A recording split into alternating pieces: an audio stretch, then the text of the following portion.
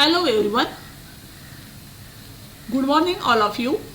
Today we are going to discuss the practical part of our subject chemistry. We are the BSc Part 3 students, okay? And for this BSc Part 3 students, I am going to teach you in an online mode BSc Part 3 chemistry practicals, okay? Already for BSc Part 3, you know that practical is of 200 marks. Out of these 200 marks, in chemistry there are 3 sections such as physical chemistry, inorganic chemistry and organic chemistry. Physical chemistry carries 60 marks, inorganic chemistry carries 65 marks and organic chemistry carries 60 marks. Now total marks are equal to 185. Out of 200, 185 marks for our sections. But there is an additional feature of practical is that we have one project and this project carries 15 marks. Now due to the corona disease, all we have suffering from this corona pandemic situation. So for taking the practicals offline, we can only give you the information regarding and explanation in detail about the particular experimental practicals. And from that practical, you can here note down the practical in your pages. And whenever the exam is start, at that time you have to put up this data into a PDF format. Here for BSc Part 3 there is also external examiner in an online mode. That is, all the students, please ensure that your practical exam will be going to held in an totally online mode in presence of an internal and external examiner. Therefore, you have must concentrated in your today's practicals. From day by day we have the ability to complete these practicals with detailed explanation in each and every day. Okay, so let us start here. In a 3 sections I have given the organic chemistry section.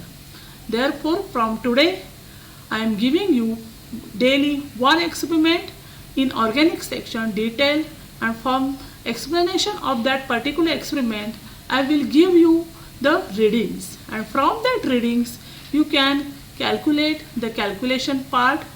You can also draw the graph, and all these data you have to immediately send to my email in a PDF format. Once you submit this calculation of each and every experiments, your ability of completion is here. Okay, now let us start here.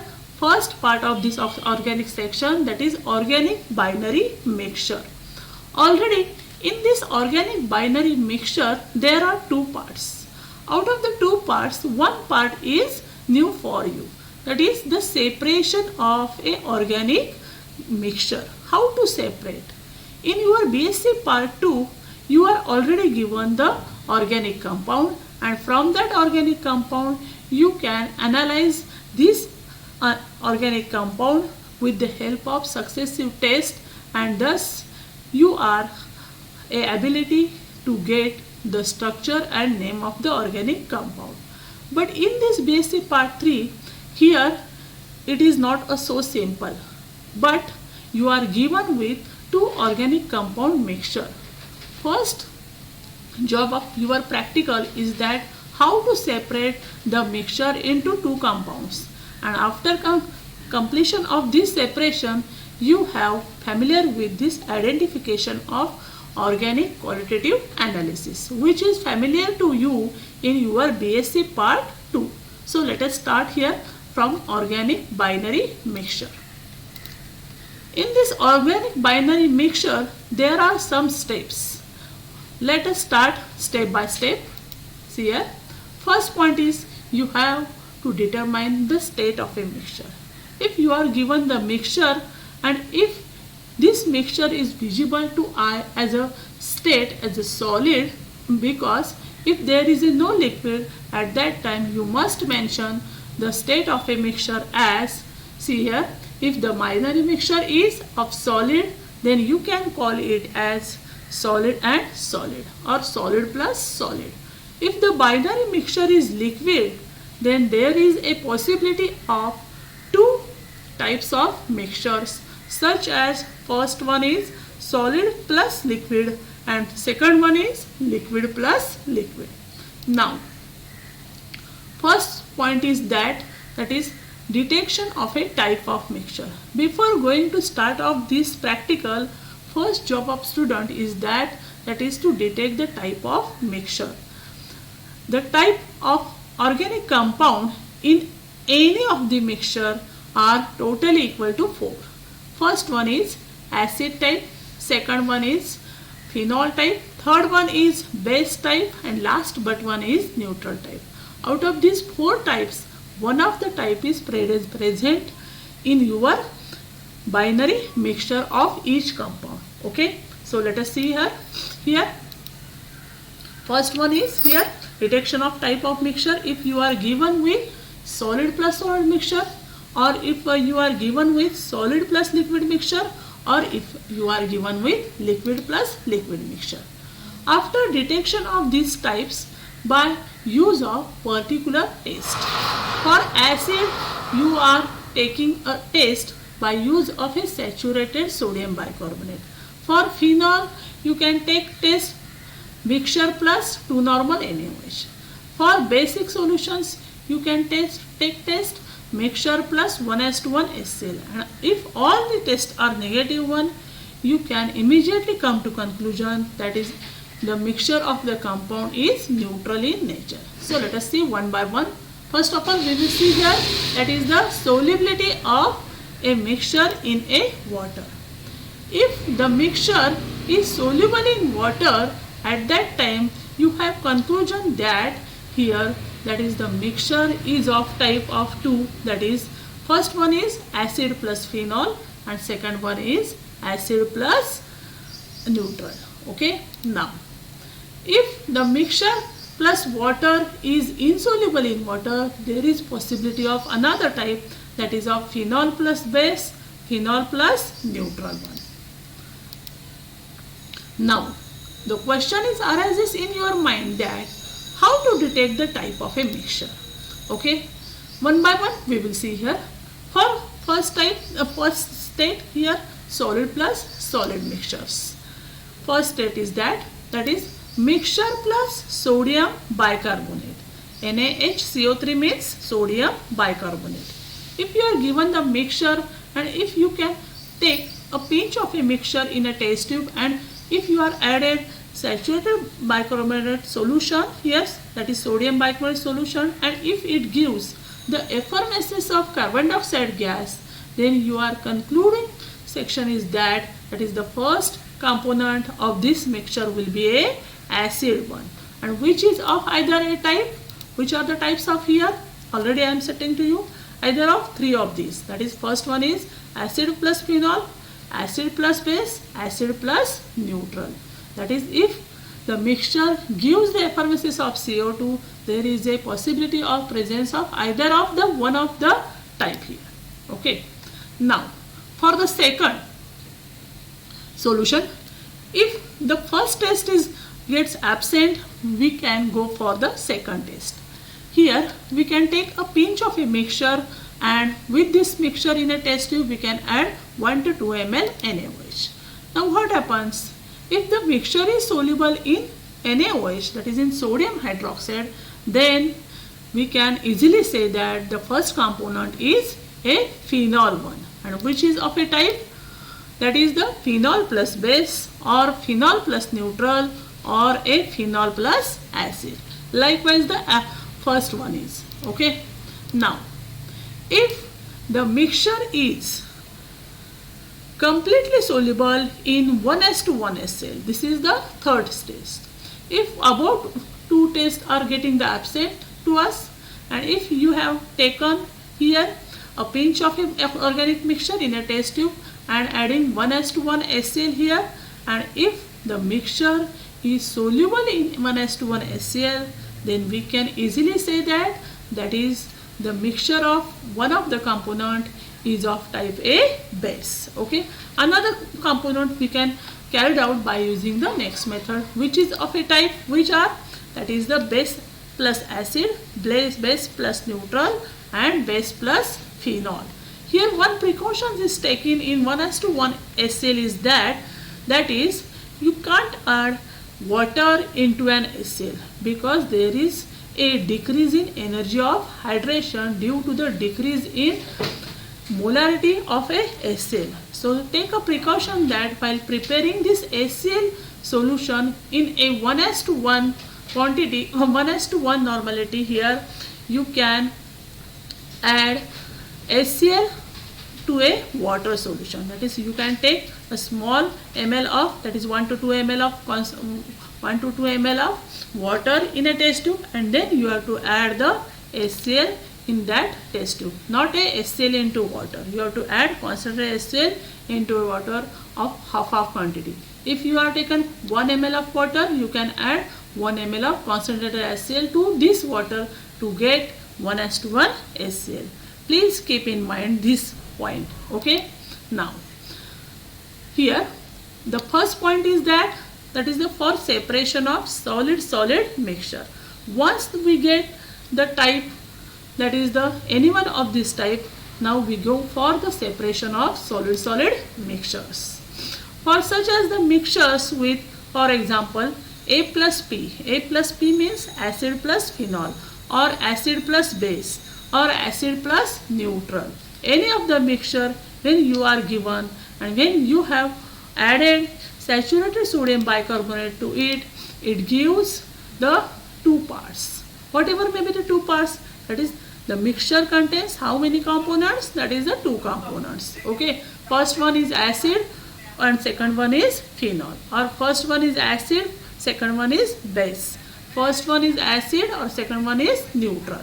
Okay, now after filtration of, before addition of a sodium bicarbonate, you can get the two parts of the solution here. First one is the liquid part, that is called as a filtrate, and the solid part is called as a residue. As the acid component is dissolved in sodium bicarbonate, that is it gives sodium salt of an acid, and if that filtrate, if we add concentrated HCl with cooling this filtrate and again we filter the solution, we get what? That is, we get the white residue of the compound called as a PPT of acid. PPT means precipitate of a acid. Once we get the precipitate of an acid, we are conclude that is the first component of this mixture is what? That is the acid. Now the second job is that is which acid is present in our mixture. This is the second job. Okay, now whatever may be the remaining filtrate is, we have to reject it because it contains what? That is the concentrated HCl in liquid. After this, a filtration by using a suction pump. Now what is about this residue? This residue may be of, if you are getting the type A plus P, that is acid plus phenol, the residue is of phenol. If you are having the type A plus B, the residue is of base, and if we are having the type A plus N, the residue is of neutral. Okay, now here we can demonstrate here that the separation of a solid plus liquid mixture. Before starting this mixture, that is, we can go for here that is about the mixture of this. Okay, now the separation of the solid plus liquid mixture. If you are given the solid plus liquid mixture, how to separate here? Okay, in this solid plus liquid mixture, here one of the solid, okay, and liquid which are miscible with each other in this type of mixture is given to you. If this mixture is a liquid state, you have first one is the conclusion is that is you can take a small quantity of this liquid given to you in a round bottom flask, and from that liquid, if we heat this liquid for a short time here within a 1 to 2 minutes, and if you are getting the white solid or any color of the solid at the bottom of the test tube, you can conclude that is the mixture is of solid plus liquid. Now how it is separates? Solid plus liquid mixture can be separated by using the distillation, and after distillation liquid is first distilled out having the lower boiling point, and then whatever may be the solid which is present inside the round bottom flask, which can be separated out in a dish. Now the third point is what? That is the separation of a liquid plus liquid mixture. Now the question is arises, okay, how we can separate both the liquids. Generally the liquids are of nature neutral plus neutral, okay. Now these liquids have one speciality is that is one of the liquid is volatile in nature and one of the other is the non-volatile liquid. Non-volatile liquid, that is volatile liquid having the boiling point less than 100 and the non-volatile liquid having the boiling point greater than 100.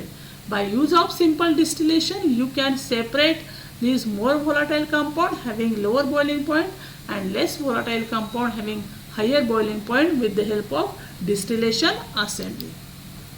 Now see here how to separate the solid and liquid component or the liquid plus liquid component given in a mixture form.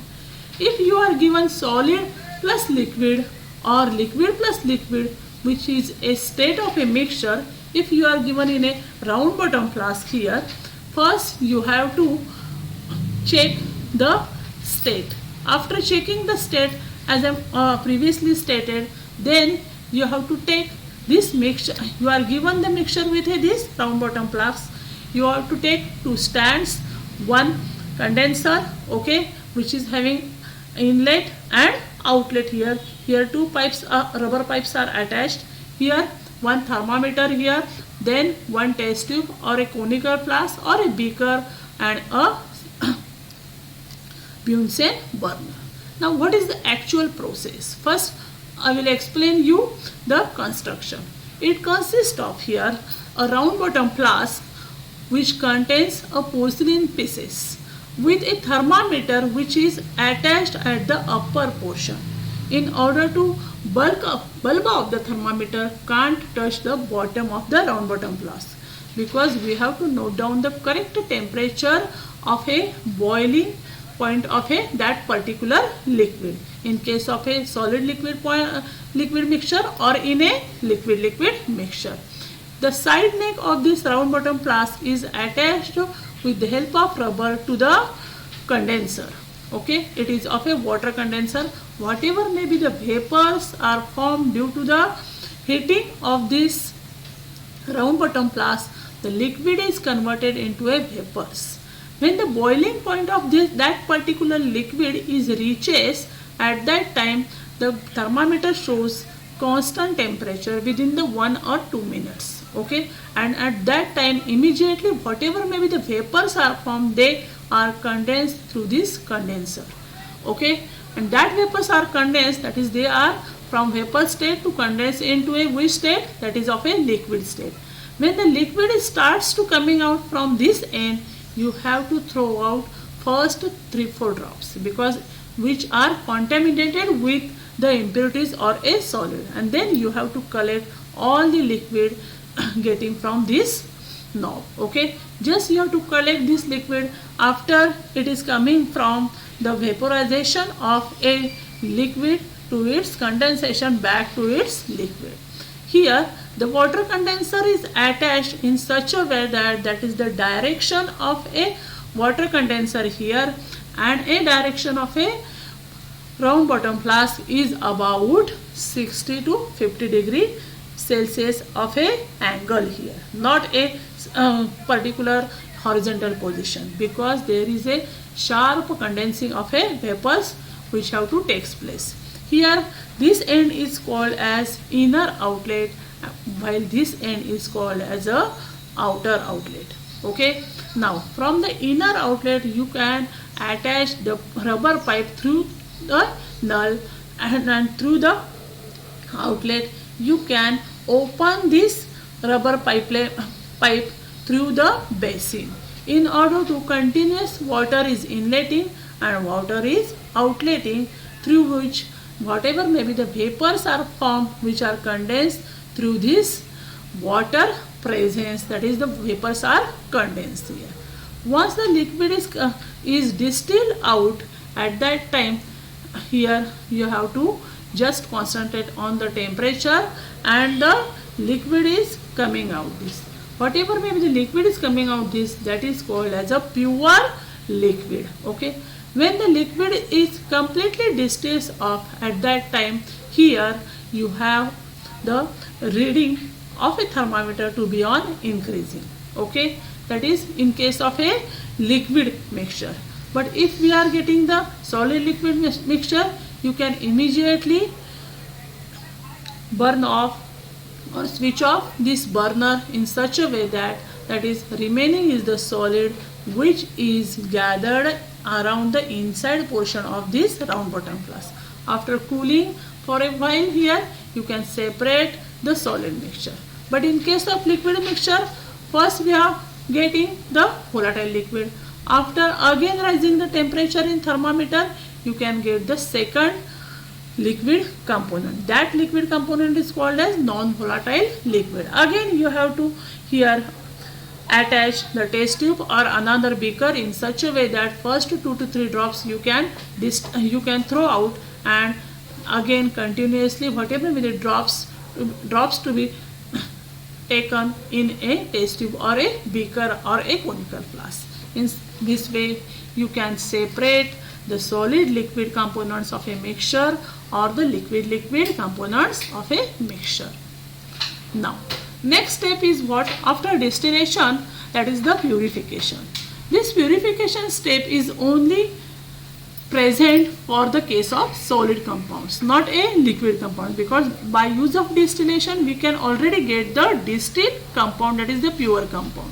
Now we have seen the common solvents for the recrystallization are: first, for carboxylic acids water is used as a solvent. For bases, water insoluble, that is phenol compounds, ethyl alcohol used as a solvent. For HC means hydrocarbons, picrates, bromo derivatives, benzene is used as a solvent, and for amines, acetone is used as a solvent. Now we have again come to the detection of a type of each compound. Already we have discussed here the type of organic compounds, and then we have to see here identification of organic compounds by use of organic qualitative analysis. Now we have two separate organic compounds. One by one we can identify each organic compound in the way of, in the identification of the first organic compound. Already you know all these tests because you are familiar with this practical, from this practical which is already present to you in your basic part 2. In this identification of first compound, first you have carried out the preliminary test. In this preliminary test, which are the points you have to consider here? First you have to state the state of this compound. Already you have known to you color of that particular compound, odor, action of bromine water or action of KMnO4. Next is heating of a copper gauze, action of a NaOH. Now what is meant by the state here? What is meant by color, odor, action of Br2 water? These types of sequence we have to see in the next video. After this you have to carry out the physical constant. Physical constant means what here? That is in case of solid mixtures, melting point, and in case of liquid components we have to carry out the boiling point, in which we are getting the correct and detailed information about the organic compound. After determining or after finding the physical constant MP or BP according to the nature of the compound. You have the next point, that is the detection of elements. Here in this detection of elements, you have to carry out Lison sodium fusion test.